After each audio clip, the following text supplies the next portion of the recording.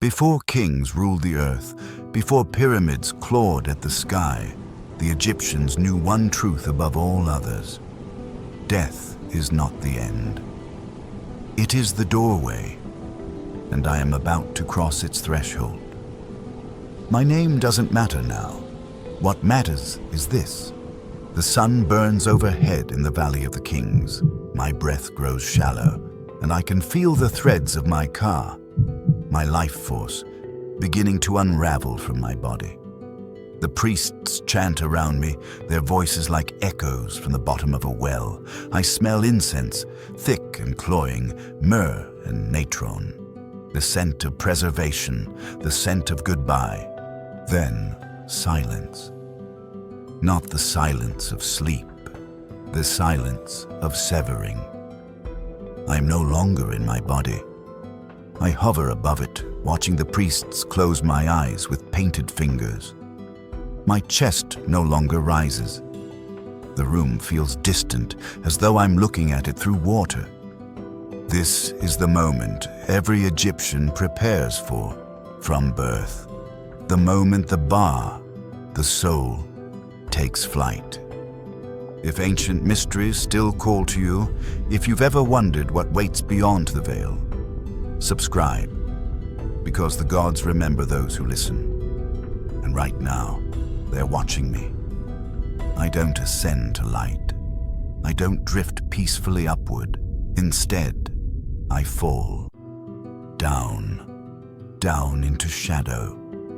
The world inverts. The air thickens, becomes humid and heavy, like breathing inside a tomb. My surroundings shift. No longer the chamber where I died, but something older, something vast. The walls around me are carved with hieroglyphs that glow faintly, pulsing like veins. I can read them, though I never learned to in life. They say, "The Duat opens. The journey begins.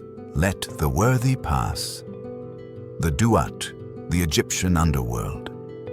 Not hell, not heaven, a place between, a realm of trials, gods, and truth. I try to speak, but my voice is thin, incorporeal. I am shadow and memory now, a soul stripped of flesh. And I am not alone. Shapes move in the darkness. Other souls. Some drift aimlessly, confused, calling out names of loved ones. Others move with purpose, following a path I cannot yet see. In the distance, I hear water, the river. The Nile continues even here, winding through the land of the dead. Then I see him. A figure emerges from the gloom, impossibly tall, impossibly still. His body is that of a man, draped in white linen and gold. But his head is that of a jackal, black as obsidian, eyes like molten amber. He holds a staff in one hand, an ankh in the other. Anubis, the guardian of the scales, the god of embalming, the opener of the way. He does not speak, but I feel his gaze pierce through me, seeing not my face, but my essence. Every lie I told, every kindness I gave, every moment of cowardice and courage, he sees it all. And then, with a slow, deliberate gesture, he points. A path unfolds before me. Narrow, lined with torches that burn with cold blue flame. The way forward. The way to judgment. I have no choice but to walk it. Behind me, I hear a sound. Wet, heavy, dragging. I glance back and see it, a massive serpent, scales gleaming in the torchlight, sliding between the columns. Apophis, the chaos serpent. He devours souls who stray from the path. I do not stray. The corridor seems endless. Time moves strangely here. Seconds feel like hours, hours like heartbeats. The hieroglyphs on the walls shift as I pass, depicting scenes from the Book of the Dead. Souls devoured, souls ascending, the scales, always the scales. Ahead, the passage opens into a vast chamber, And there, in the center, suspended in the air by invisible force, are the golden scales of Ma'at. I have arrived at the Hall of Two Truths. Anubis stands beside the scales, waiting. His expression is unreadable. Around the chamber, I see them. The 42 gods of the divine tribunal seated in judgment. Their faces are animal and human, stone and starlight. Thoth, the ibis-headed scribe, stands ready with his palette and reed. He will record my fate.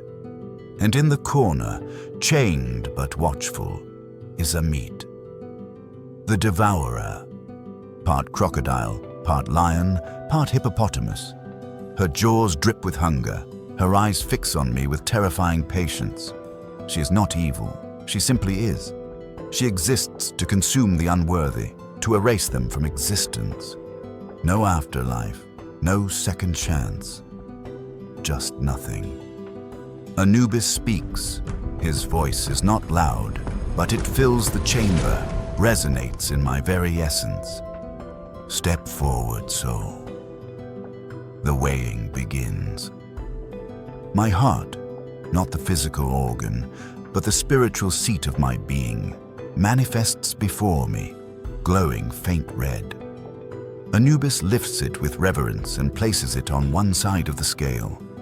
On the other side, he places a single white feather, the feather of Ma'at.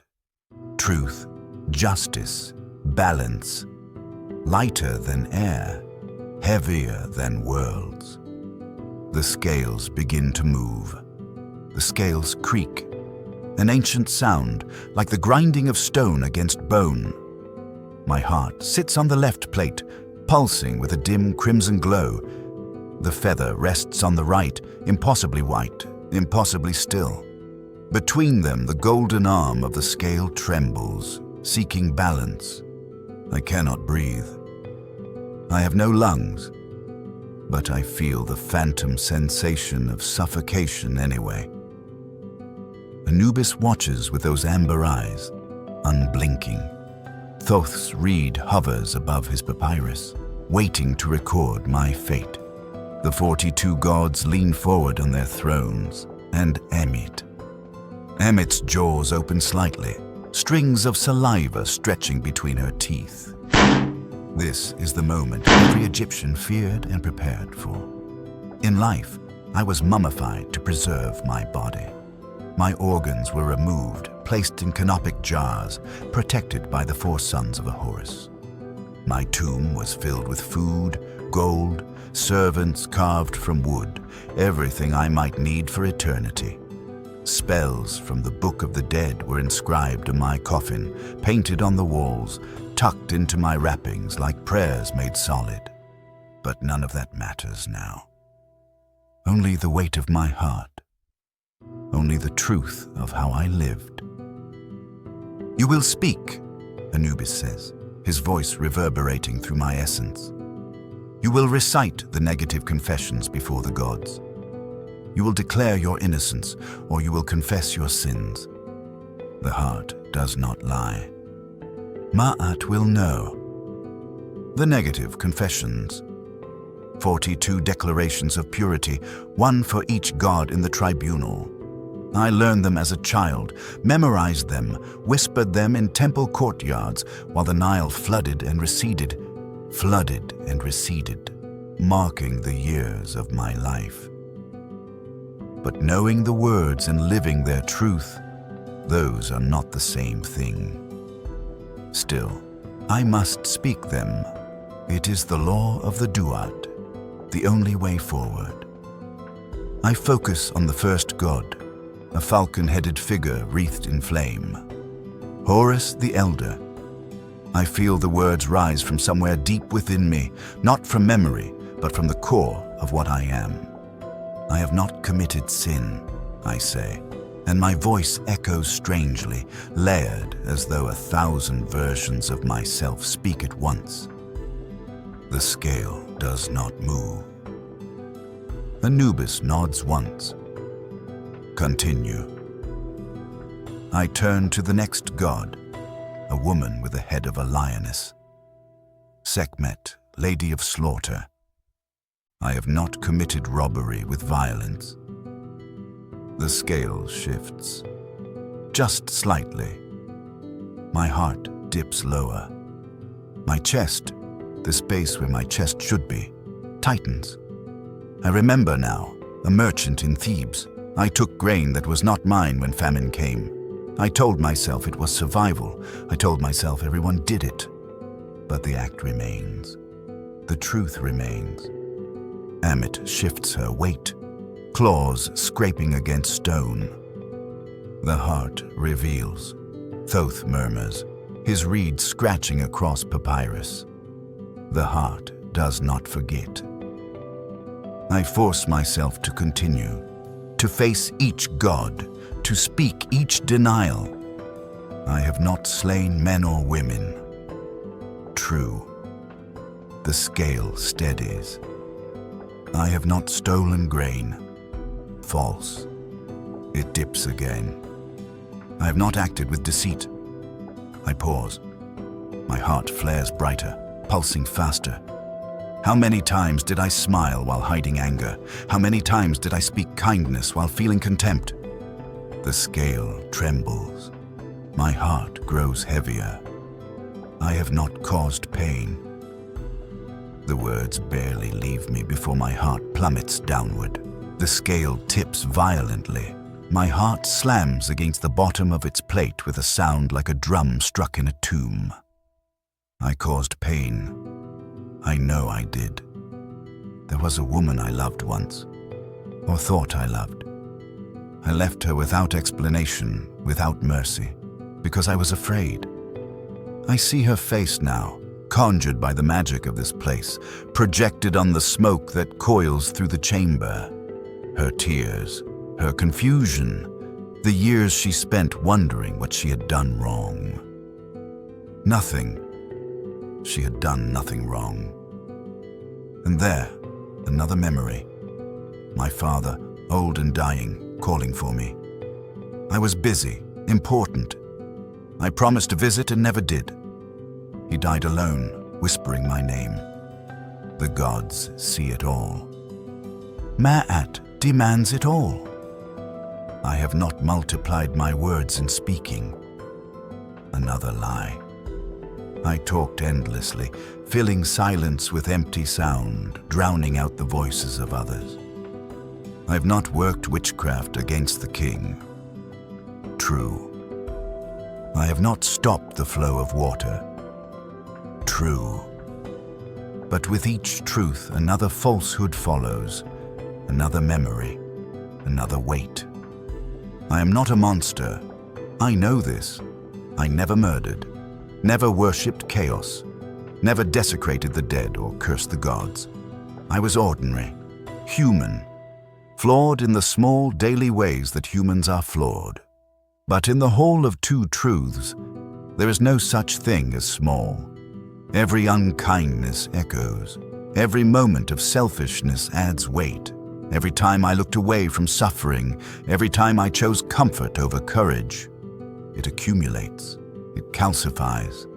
It becomes the architecture of the heart. The scale tips further. My heart is now significantly lower than the feather. Anubis steps closer. His jackal face remains impassive, but there is something in his posture. Not cruelty, but inevitability. He is not here to punish. He is here to weigh, to measure, to maintain the balance that holds the cosmos together.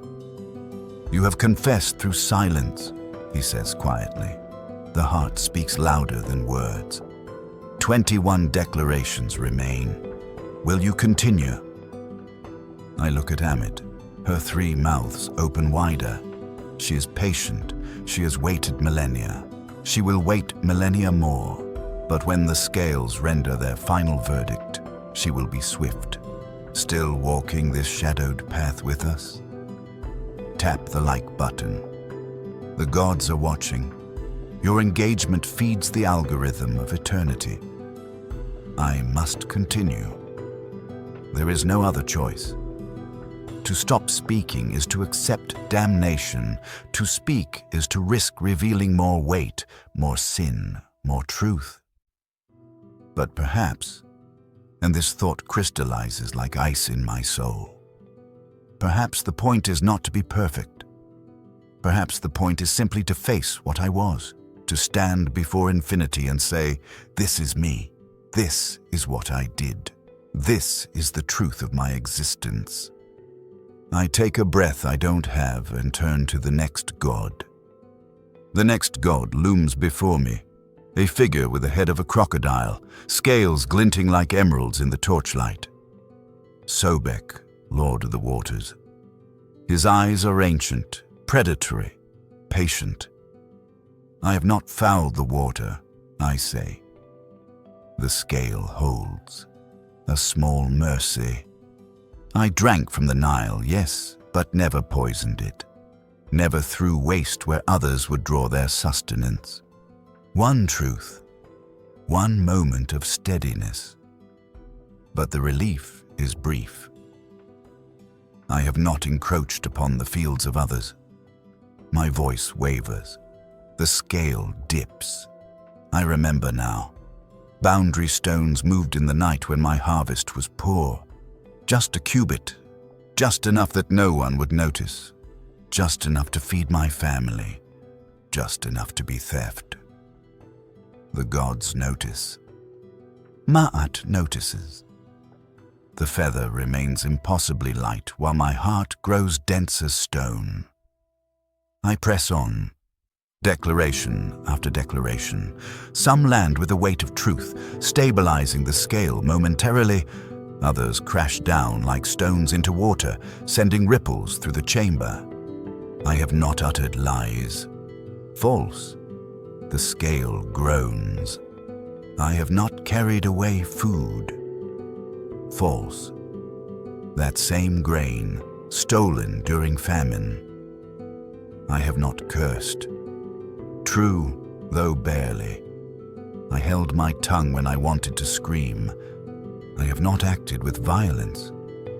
True, my hands never struck in anger. With each confession, each revelation, I feel myself becoming more transparent.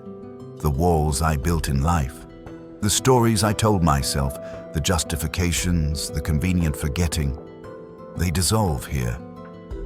The Duat strips away pretense. Anubis sees not who I claim to be, but who I actually was. And I was afraid. That's the truth beneath all the others. I was afraid of being poor, so I stole. Afraid of vulnerability, so I abandoned love. Afraid of death, so I avoided my dying father. Fear drove so many of my choices, dressed them up as pragmatism or necessity. But fear is not innocence. Thoth continues writing, his reed moving with mechanical precision.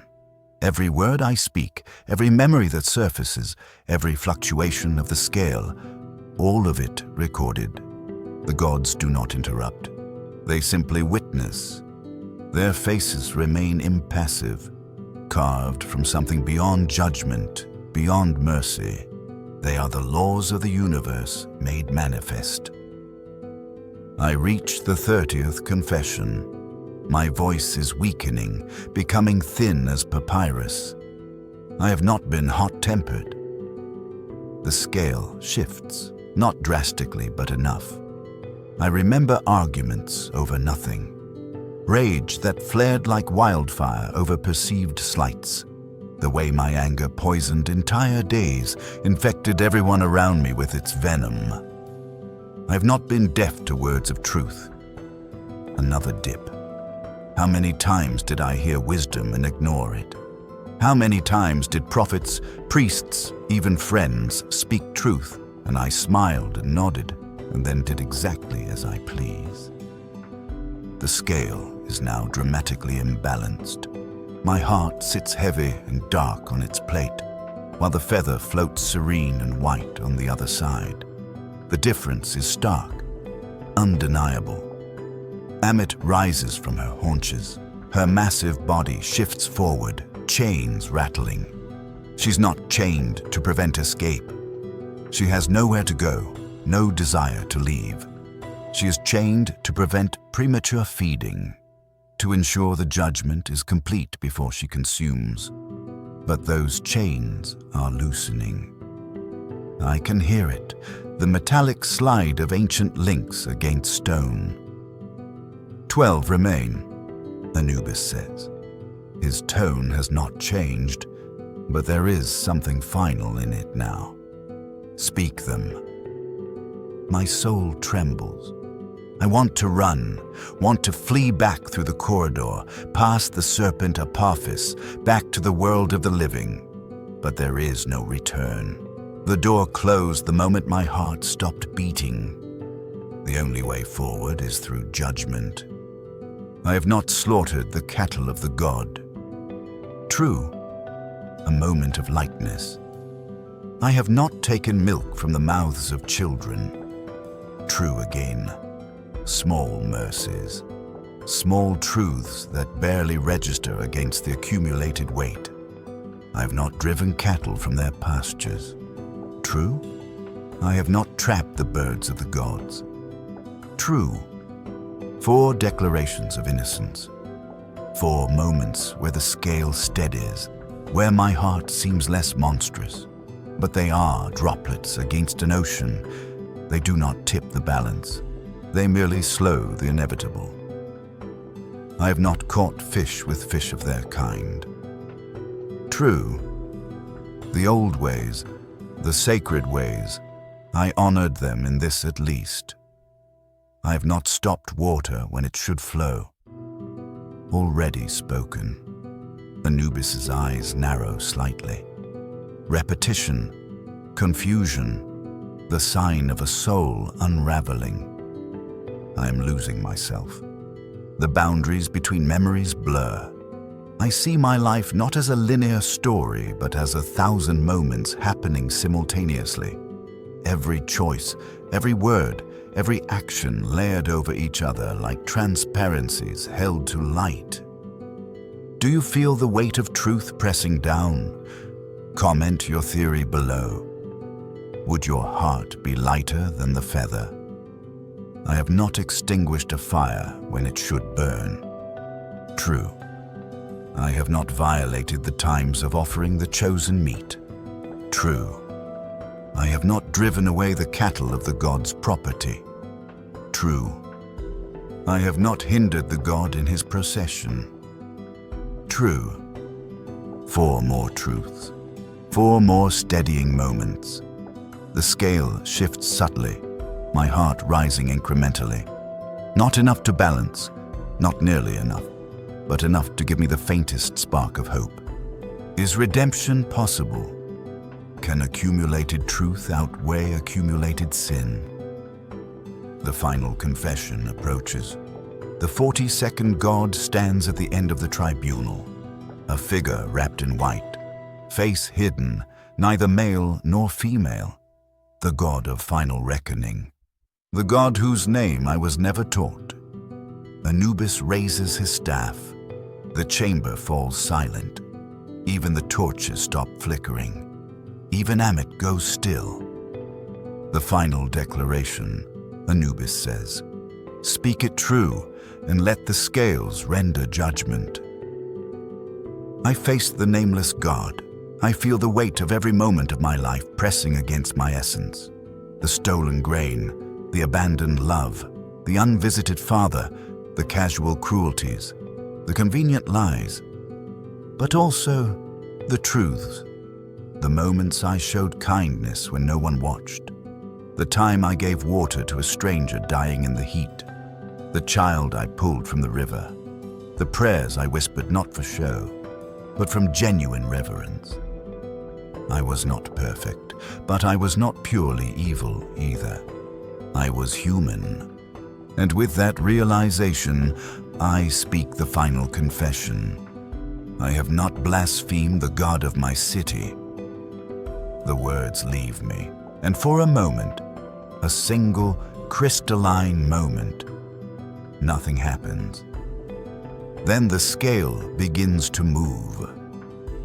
The scales move with agonizing slowness, the golden arm tilting in increments so small they seem almost imaginary. My heart and the feather shift, both plates trembling as if the entire cosmos holds its breath. Anubis does not move. Thoth's reed hovers motionless above papyrus. The 42 gods lean forward in perfect unison, their faces, animal and human, stone and starlight, reflecting something I cannot name. Not anticipation, not curiosity, simply witnessing. My heart rises slightly. The feather dips, then reverses. My heart falls. The feather lifts. The mechanism of judgment searches for equilibrium like water seeking its level, like the Nile finding the sea. This is the moment that defines eternity. I watch, helpless, as my entire existence reduces to physics, to weight and counterweight, to the mathematical precision of Ma'at, goddess of truth, cosmic order, the principle that holds chaos at bay. She is not here in physical form, but she is everywhere. She is the scales, she is the feather, she is the law that even gods must obey. The scale settles, not balanced, not perfectly equal. My heart sits lower than the feather, but only just. The difference is a hair's breadth, the width of a whisper, the weight of a single regret. The chamber erupts with light. From the walls, from the floor, from the air itself, hieroglyphs blaze golden. They spiral around me, through me, words I can now read as if I'd always known them. The heart is found wanting. The heart is found true. The soul exists between. The judgment is incomplete. Incomplete? Anubis's head tilts slightly, the first motion he's made beyond ceremony. Even Thoth looks up from his papyrus, ibis beak slightly open. The 42 gods shift on their thrones. This is not the script. This is not how judgment typically unfolds. Souls are either devoured or granted passage. There is no middle ground. There is no incomplete. Yet here I stand, neither condemned nor saved. Ammit growls, a sound like temples collapsing, like the earth cracking open. Her chains rattle violently. She was promised a meal. The scales tipped against me. By every precedent, every law carved in stone and sung in temple hymns, I should be hers. But Anubis raises his staff, and she goes silent. The heart contains truth and falsehood in equal measure, Anubis says, his voice filling the chamber like flood water rising. The soul lived in the gray spaces between light and shadow. By the old laws, such a heart would be devoured. But Ma'at seeks balance, not perfection. He turns to me, and for the first time, I see something in those amber eyes. Not pity, not mercy, something older, recognition. You are human, he says simply. And humans are the only creatures who carry both gods and demons within the same heart. Thoth steps forward, reed still in hand. What is the judgment? His voice is precise, clipped. He is the keeper of records, the measurement of things. He needs an answer that can be written down, classified, filed among the infinite papyri of the dead. Anubis looks at the scales, at my heart, still glowing that dull crimson, at the feather, still impossibly white. The soul will walk, he says finally, but not to the field of reeds. My essence lurches.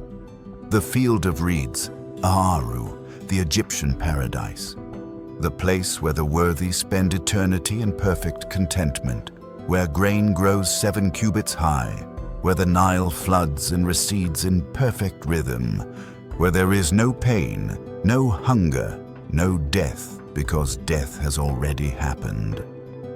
That was supposed to be the reward for a light heart, for a life well lived. Where then? I ask, my voice barely audible. Anubis gestures with his staff, and the chamber dissolves. The walls fall away like veils dropping. The 42 gods fade into smoke. The scales vanish. Even Ammit disperses into shadow, her hunger unsatisfied, her purpose unfulfilled. I stand now in a different space. Still the Duat, but transformed. It is a vast expanse of twilight, neither day nor night, neither land nor water.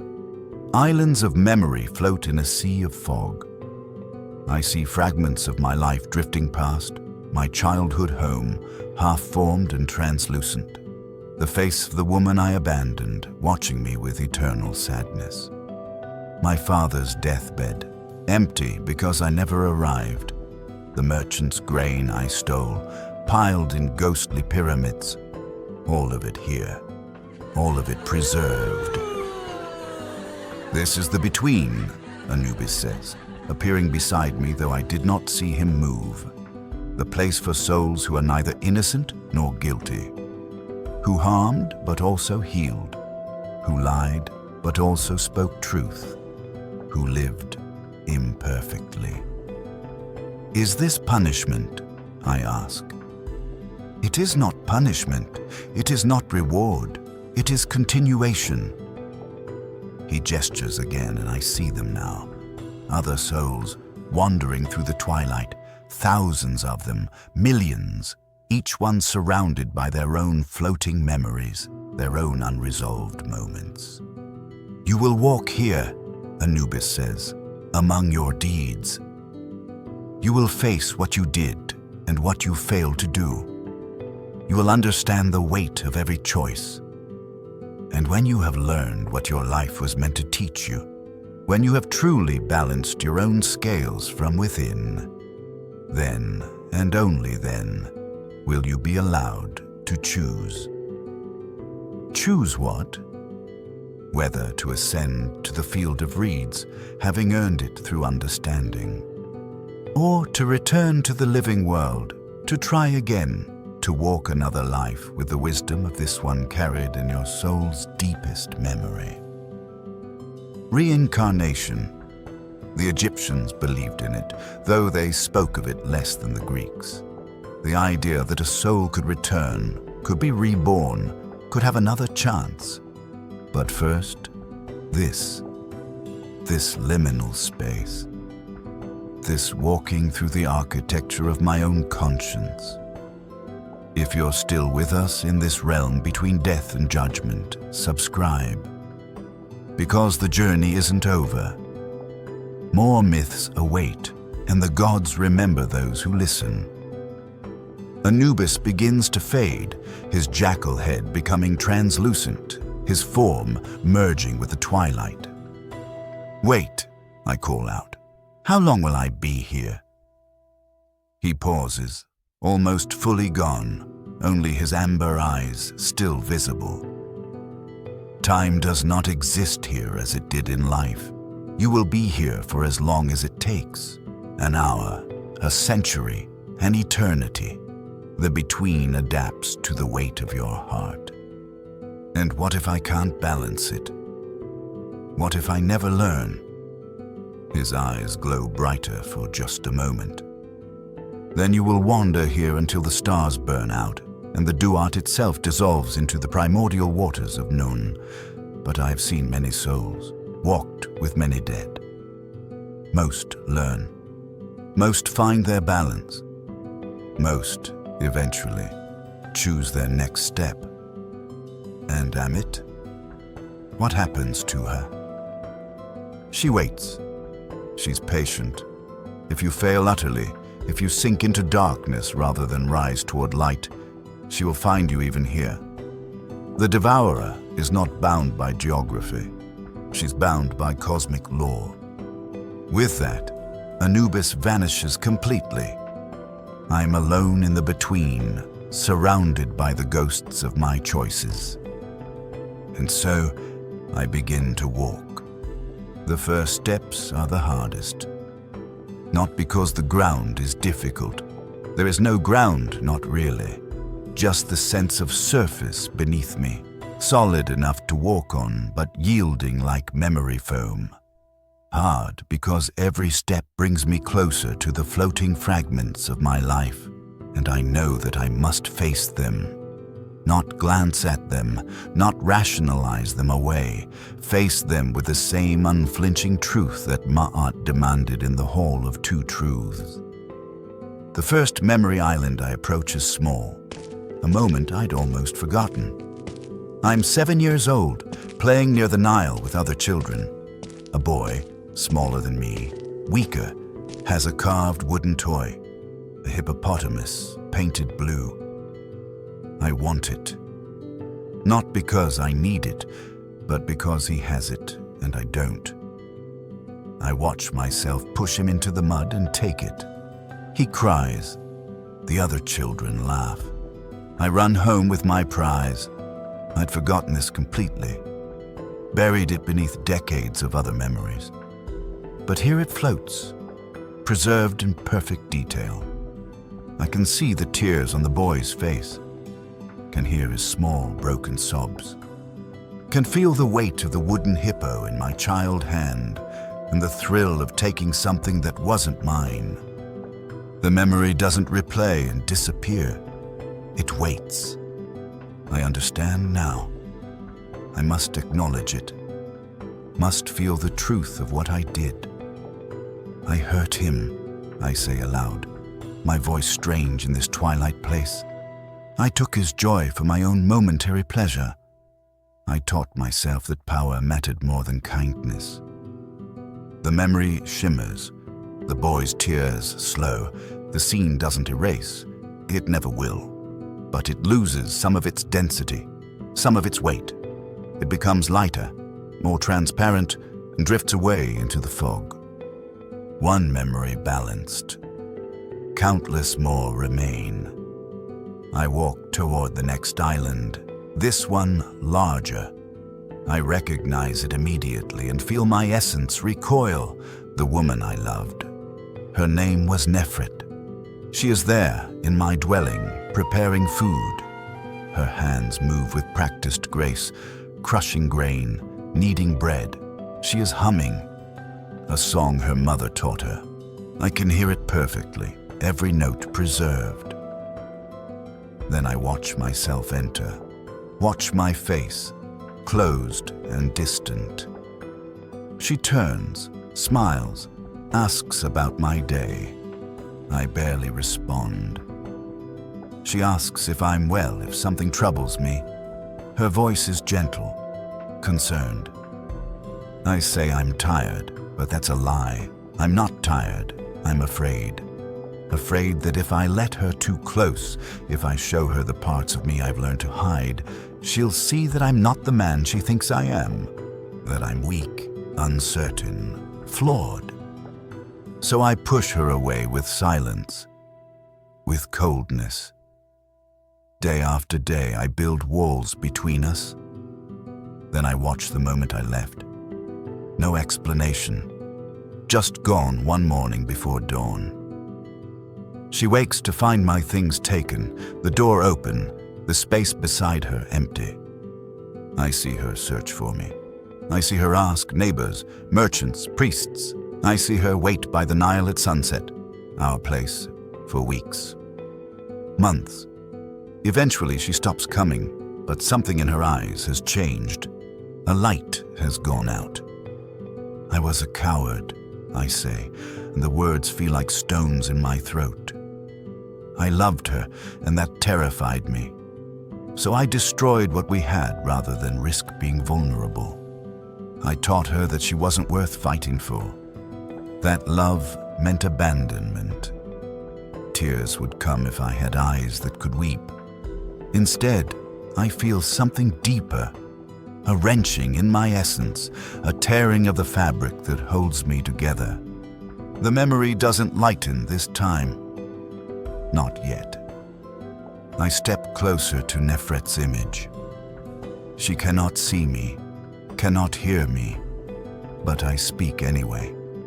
You deserved better. You deserved truth. You deserved someone brave enough to stay.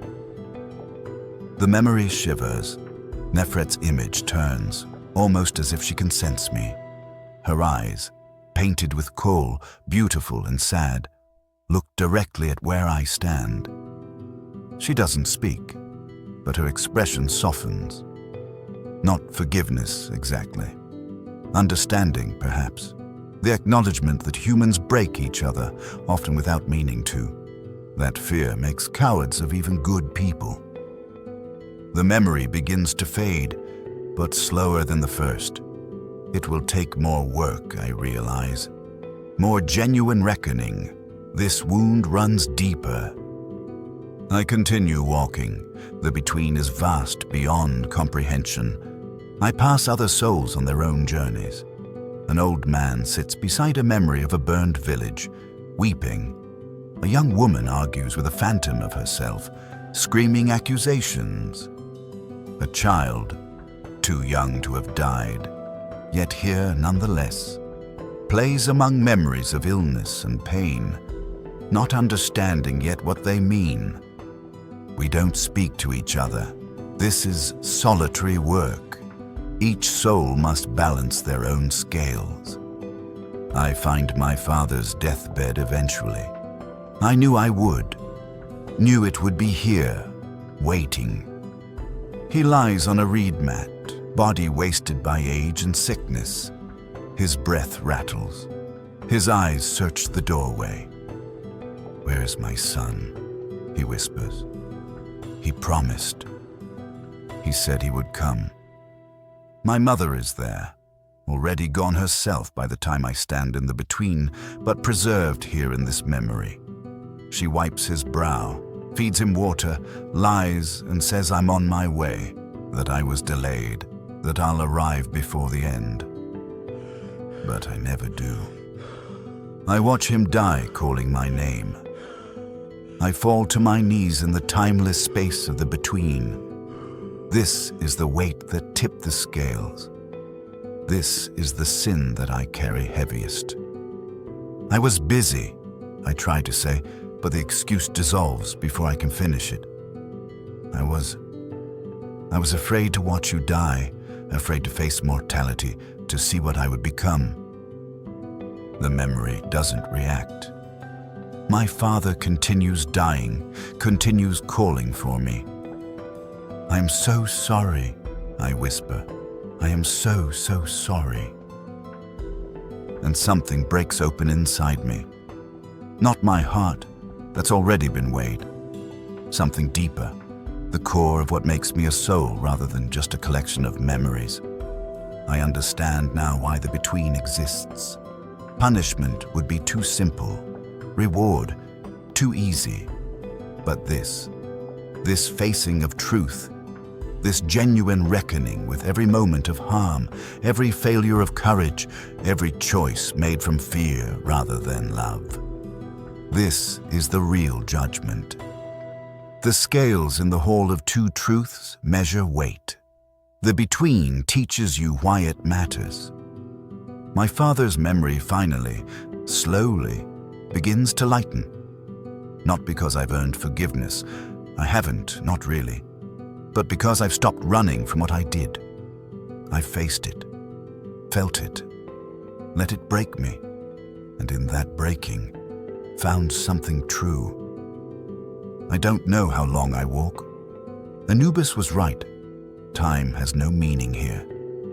I face memory after memory, the stolen grain, the casual cruelties, the moments of rage, the lies told for convenience, the suffering I ignored because acknowledging it would have been uncomfortable, but also the truths, the stranger I gave water, the child I saved, the prayers that were genuine, the kindnesses offered when no one was watching. I begin to see the pattern, the through line. I was not a monster, but I was not a saint. I was something far more complicated and far more common. I was afraid, always, fundamentally afraid. Afraid of poverty, of vulnerability, of mortality, of being truly seen. And fear made me small, made me selfish, made me hurt people I loved. But fear also made me careful, made me vigilant, made me survive long enough to occasionally, haltingly, find courage. The question the Between asks is not, were you good or evil? The question is, can you understand what you were and why, and choose, with full awareness, to be different? After what feels like centuries, I find myself standing in a clearing within the fog. The memory islands have thinned. I've faced most of them. Not all. Some still float in the distance, smaller sins, minor regrets. But the major weights have been acknowledged. And there, in the center of the clearing, I see them. Two paths. One leads upward, toward light that grows brighter with each step. Golden fields shimmer in the distance. The field of reeds. Aru. Paradise earned. The other leads downward, toward the world, toward flesh and breath and hunger, toward another chance, another life, another opportunity to get it right. Between the paths stands a figure. Not Anubis this time. Mayat herself. She's a woman with an ostrich feather in her hair. Her eyes are dark as the space between stars. She does not smile or frown. She simply is. Choose, she says, and her voice is the sound of the universe breathing.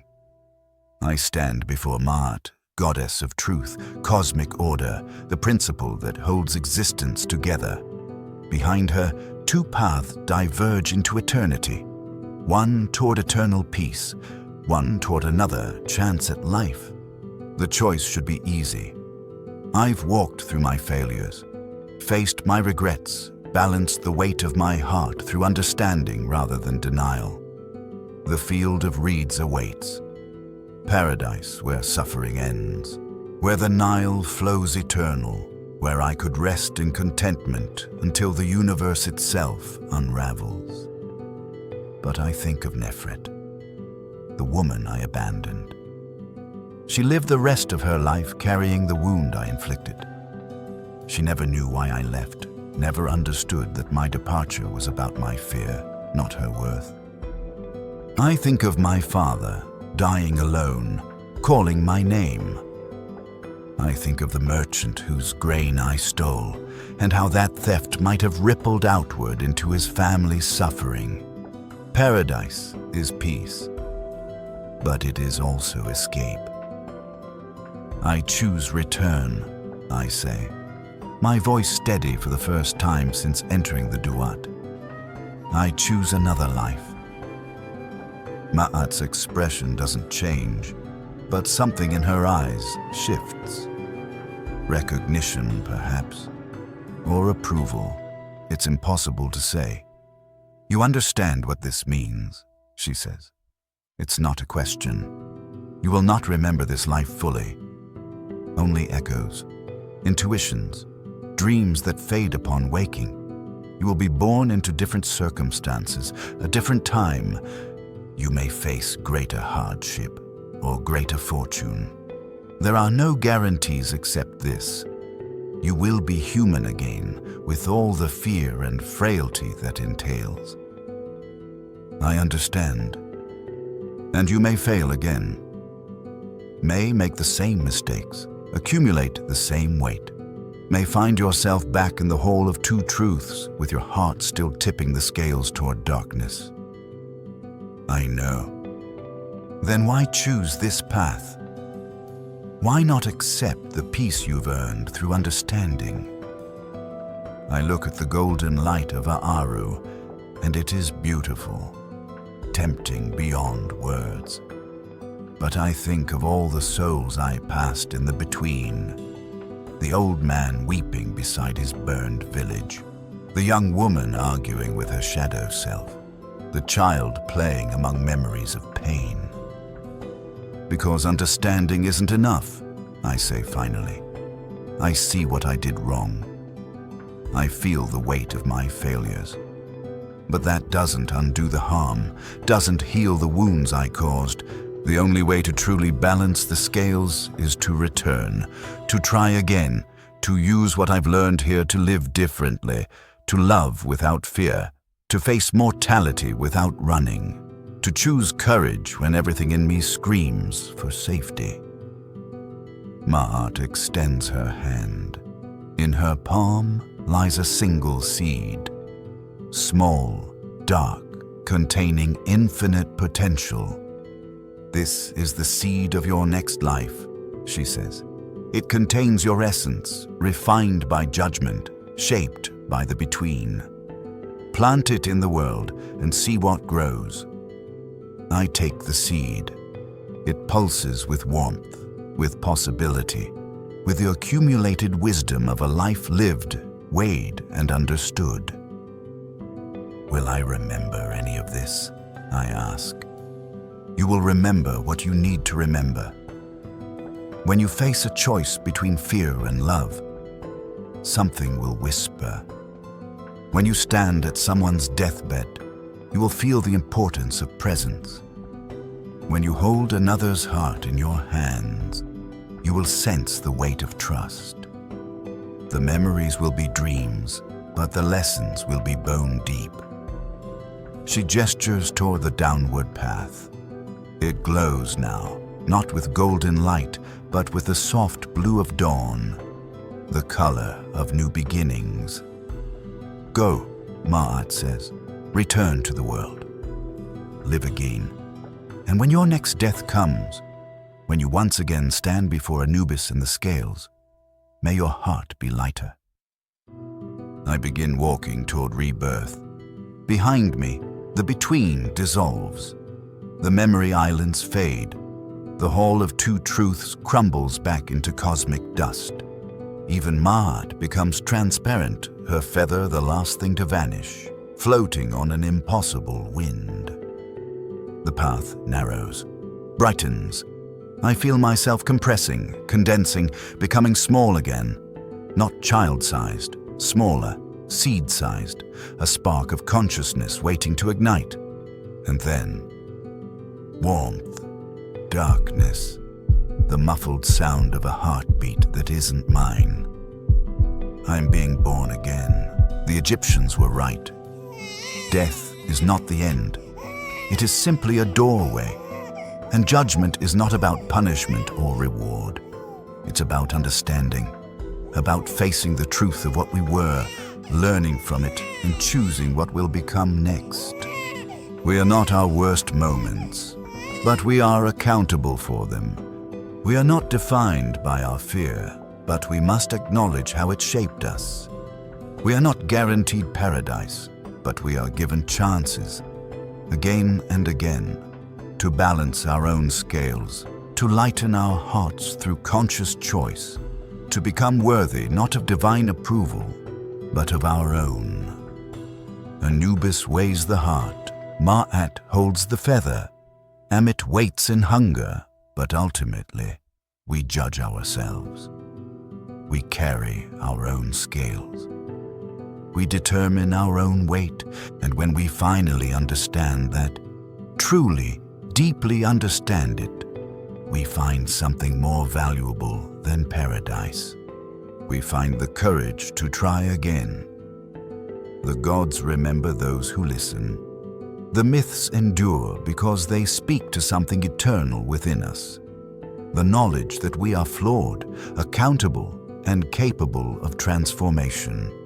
That death is not an ending but a threshold. That judgment is not about perfection, but about truth.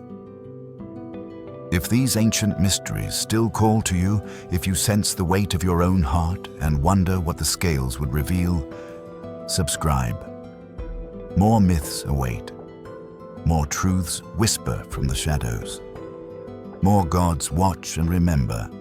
Because we are all walking toward our own hall of two truths, we are all carrying hearts that will one day be weighed.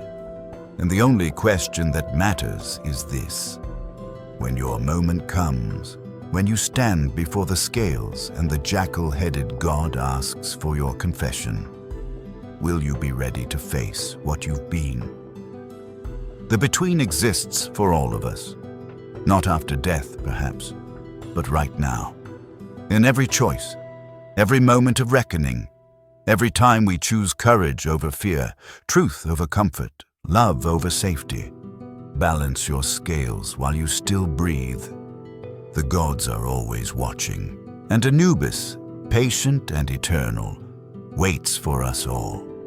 The gods remember those who listen. More myths await,